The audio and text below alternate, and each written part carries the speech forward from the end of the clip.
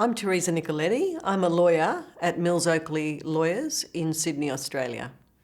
When you're looking at what is Australia's premier institution in Australia, there are very high expectations of the gold standard in research. And when I started to look at the review, it was the antithesis of that. It was the exact opposite of that on its face.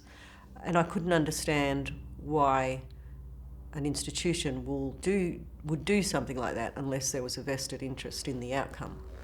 And the more I probed at the review, the more concerned I became.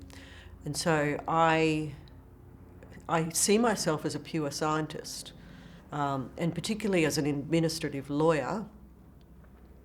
Natural justice, procedural fairness, due process are right at the top of my list. And so I took this on because to me there were breakdowns in all of those.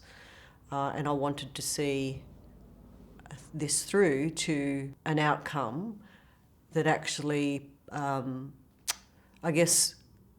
exposed the review for what it is, and that is a fundamentally flawed review that should be set aside.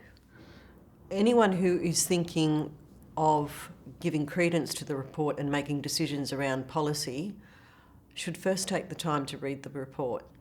It is a very detailed report on its face, but when you start to delve into the actual methodology, then you start to see the holes in the report. There were a few legal avenues, but the one that we decided to go by was the Ombudsman review process. So that is essentially a complaint to our Commonwealth Ombudsman. And we submitted the review, and we made submissions around all of the problems with the review. There were some public interest disclosures along the way as well.